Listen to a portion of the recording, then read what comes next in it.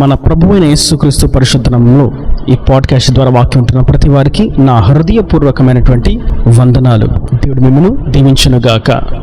యోహాను సువార్త 14వ అధ్యాయము 15వ వచనం. మీరు నన్ను ప్రేమించిన ఎడల నా ఆజ్ఞలను గైకొందురు.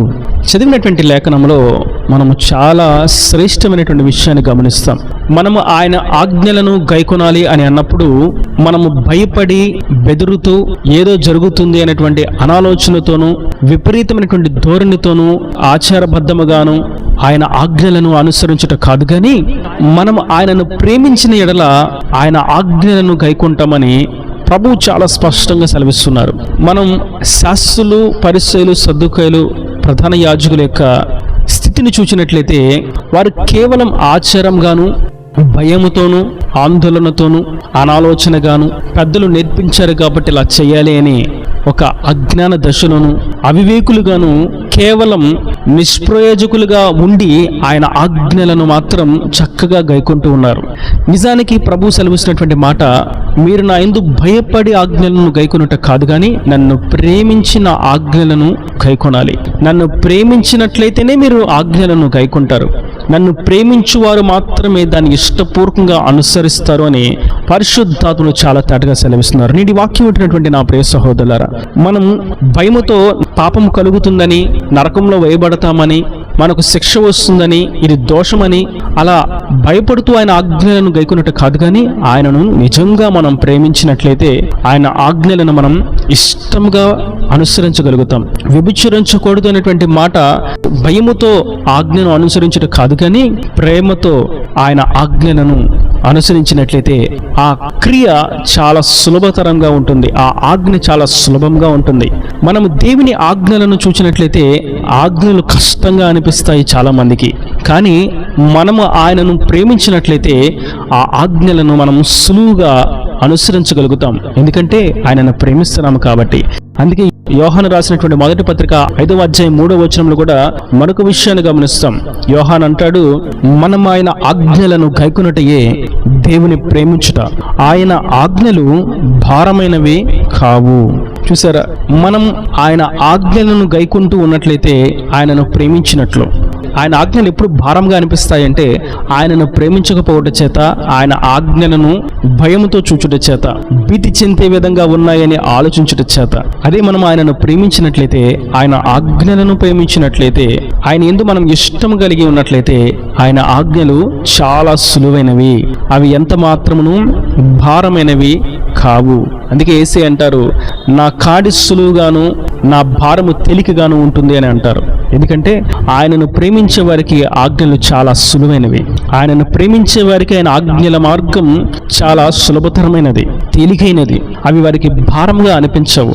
నేటి వాక్యం వింటున్నటువంటి నా ప్రియ సహోదరులారా, మనము దేనినైనా ఇష్టపడట్లేదు అని అన్నట్లయితే అది భారంగా అనిపిస్తుంది. ఏదైనా పని చేయకూడదు, ఇష్టం లేదు అని అనుకున్నప్పుడు అది సులువైనటువంటి పని అయినప్పటికీ భారంగా అనిపిస్తుంది. అదే మనం ఇష్టంగా ఏదైనా పెద్ద పని చేసినప్పటికీ భారమైనటువంటి, బరువైనటువంటి, ఉన్నతమైనటువంటి కార్యాన్ని తలపెట్టి పని జరిగించినప్పటికీ ఆ పని మనకు సులభంగా అనిపిస్తుంది. కారణం అది ఇష్టంగా చేయటం చేత. ఒక వైద్యుడిగా సమాజంలో నిలబడాలి అని అన్నా, ఒక అధికారిగా సమాజంలో నేను నిలబడాలి అని అన్నా, అది సులువుగా అయ్యేటువంటి పని కాదు, కానీ ఎంతో ప్రయాసతో కూడుకున్నటువంటి పని. అది ఇష్టంగా చేయటం చేత మాత్రమే దాన్ని సాధించగలుగుతారు. కష్టంగా చేసినట్లయితే ఆ పనిలో వారు విఫలులైపోయి నిలిచిపోతారు. పరిశుద్ధాత్ముడు నేడు ఒక శ్రేష్టమైనటువంటి విషయాన్ని మనకు తెలియజేస్తున్నారు. మనము ఆయనను ప్రేమించినప్పుడు మాత్రమే ఆయన ఆజ్ఞలు సులువుగా ఉంటాయి. ఆయన ఆజ్ఞలను సులభంగా పాటించగలుగుతాము.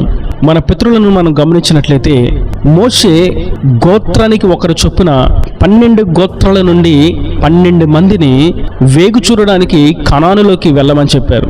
వారు ప్రయాణం చేసి వేగు చూచి ఆ దేశమంతా పారజూచి తిరిగి మోషే వద్దకు వచ్చినప్పుడు ఈ 12 మందిలో 10 మంది అందరినీ భయపెట్టారు. ఆ దేశము చాలా బలమైనది, వారి జనసమూహము చాలా భీకరమైన వారు, వారి ఎదుట మనం మిడతల వలె ఉన్నాము, మనం వారితో యుద్ధము చేయలేము, మనం నిశ్చయంగా ఓటమి పాలైపోతాము, మనం ఆ దేశాన్ని స్వతంత్రించుకోలేము అని వారు భయపడినది కాక సమాజం అంతటిని కూడా భయపెట్టారు. కానీ అందులో ఇద్దరు మాత్రం వారిని దేవుడు నిశ్చయముగా మన చేతికి అనుగ్రహిస్తున్నాడు, వారిని మనం సులువుగా ఓడించగలుగుతామనేటువంటి విశ్వాసంతో మాట్లాడుతూ ఉన్నారు. ఇక్కడ మనం గమనించవలసినటువంటి విషయం ఏదనగా, ఆయనను ప్రేమించినప్పుడు ఆయన చిత్తం చాలా సులభంగా అనిపిస్తుంది. ఆయనను ప్రేమించినప్పుడు మనము జయించలేని తీరాలు సులభంగా దాటగలుగుతాం. మనం ఆయనను ప్రేమించినప్పుడు ఓర్చుకోలేని, తట్టుకోలేని అపజయాలను, నిందలను, అవమానాలను చులకనగా ఎంచుకుంటాం. కారణం ఏమిటంటే ఆయనను మనం ప్రేమిస్తున్నాము కాబట్టి. ఆయన ఆజ్ఞ, నిన్ను వలె నీ పొరుగువాని ప్రేమించుము, నీ ఎదుటివాని ఎడల దీన మనస్సును వస్త్రము ధరించుకొనుము, సహనము కలిగి ఓర్పు కలిగి జీవించుము, తగ్గింపుతో జీవించుము అని ప్రభువు చెప్పినటువంటి మాటలు చాలా సులభంగా, తేలికగా మనకు అనిపిస్తాయి.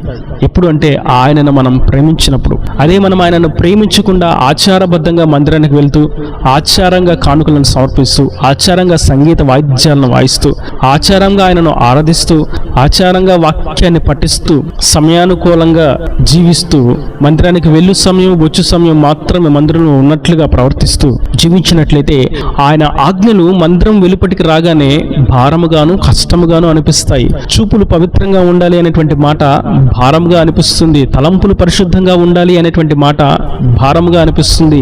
సినిమాల ముందు, సీరియల్ ముందు ముసలమ్మ ముచ్చట్లకు సమయాన్ని ఇస్తూ ఉండకూడదు అనేటువంటి మాట భారంగా అనిపిస్తుంది.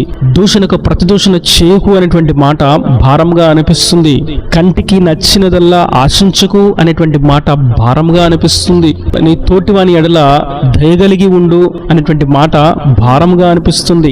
నీ దినమును ప్రార్థనతో ప్రారంభించు, వాక్యాన్ని ధ్యానించి నీ దినమును ప్రారంభించు అనేటువంటి మాట భారంగా అనిపిస్తుంది. ప్రతి విషయంలో సరిచేసుకొని పశ్చాత్తాపడి మారు మనసు పొందుకో అనేటువంటి మాట భారంగా అనిపిస్తుంది. పరిశుద్ధాత్మతో మనం నింపబడాలి, లేని ఎడల దేవుని రాజ్యానికి వారసులము కానేమో అనేటువంటి మాట భారముగా అనిపిస్తుంది. కారణం, వారు దేవునిని ప్రేమించట్లేదు. అక్కడ ఇద్దరు మాత్రమే దేవుని గురించి మంచిగా మాట్లాడారు.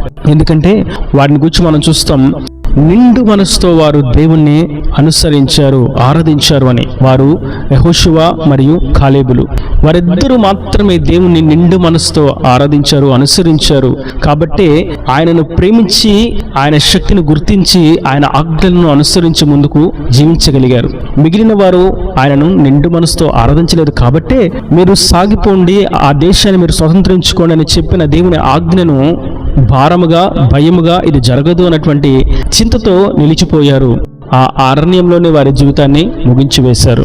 కనుక నేటి వాక్యం వింటున్నటువంటి నా ప్రియ సహోదరులారా, మన ప్రభు అయినటువంటి యేసుక్రీస్తు కూడా ఈ భూలోకంలో శరీరధరగా దిగి వచ్చినప్పుడు ఆయన అన్ని విషయాల్లో మనవలే మనిషి రీతిగా ఉన్నప్పటికీ అన్ని విషయాలలో కూడా ఆయన తండ్రికి లోబడ్డాడు, తండ్రిని ప్రేమించాడు. ఎన్ని కష్టాలు వచ్చినా, నమ్మిన వారే మోసం చేసిన, కపటులే చుట్టూ తిరుగుతూ ఉన్నా, ఒకనాడు పొగిడిన వారే, గణపరిచిన వారే, ఒకనాడు ప్రార్థన చేయించుకున్న వారే, ఒకనాడు స్వస్థత పొందుకున్న వారే, ఒకనాడే లబ్ధిని అనుభవించిన వారే నేడు సిలువ వేయాలనే కేకలు వేస్తూ ఉన్నా, సిలువకి వేసిన మొల్ల కిరీటమును ధరింపచేసిన, ఆకాశమునకు భూమికి మధ్యను వేలాడదీసిన, ఆయన ప్రాణం పోవునంతగా ఆయనను హింసించిన ఆయన తండ్రి ఆజ్ఞను గైకుంటూనే ఉన్నాడు. మరణమయ్యే ఆ చివరి దశ వరకు కూడా ప్రతి వారిని ఆయన ప్రేమిస్తూనే ఉన్నాడు. కారణం, తండ్రిని ఆయన ప్రేమించాడు కాబట్టి ఈ భూలోకంలో తండ్రి ఆజ్ఞలను మరణమవునంతగా పాటించారు. దేవుని కొరకు ఈ లోకంలో నిలబడి రక్షణను తీసుకొచ్చి మనల్ని పాపంలో విడిపింపు చేసి మనల్ని పరిశుద్ధులుగా మార్చి తండ్రితో ఐక్యపరచడానికి తనను తాను బలిగాను, అర్పణగాను అర్పించుకున్నాడు. కనుక మనం ఆయనను ప్రేమించి ఆయన ఆజ్ఞలను గైకున్నట్లయితేనే అవి మనకు సులువుగా భారము లేకుండా ఉంటాయి. ఒకవేళ ఆయన ఆజ్ఞలు భారంగా ఉన్నాయి, బరువుగా ఉన్నాయి, మేము చేయలేకపోతున్నామని అన్నట్లయితే గుర్తించాల్సినటువంటి విషయం, వారు దేవుణ్ణి ప్రేమించట్లేదు, నిండు మనసుతో ఆయనను అనుసరించట్లేదు అన్నటువంటి సంగతిని. కనుక మనం నిండు మనసుతో ఆయనను అనుసరించుదాం, ఆయనను ప్రేమించి ఆయన ఆజ్ఞలను గైకొందాం, సులువైనటువంటి ఆయన ఆజ్ఞలను అనుసరించి మన జీవన మనుగడను కొనసాగిద్దాం, ఆయన ఉండి నిత్యరాజ్యానికి వారసులుగా మార్చబడదాం. ఈయన దేవుని మాటల ప్రతి వాని హృదయంలో నిక్కటి ఫలింపు చేయను గాక. ఆమెన్. God bless you. తలలో వంచి కన్నులు మూసినట్లయితే మీ కొరకు చిన్న ప్రార్థన. ప్రేమ సురభి కరుణ కటాక్షంగా నా తండ్రి, నా ప్రభు, ఈ వాక్యం ప్రతి వారిని మీరు రెండాలుగా దీవించండి, ఆశీర్వదించండి. మేము నేను ప్రేమించినప్పుడు నీ ఆజ్ఞలు మాకు సులువుగాను తేలికగాను ఉంటాయని, నేను ప్రేమించకపోతే అవి భారముగాను బరువుగాను ఉంటాయని మీరు సెలవిచ్చారు.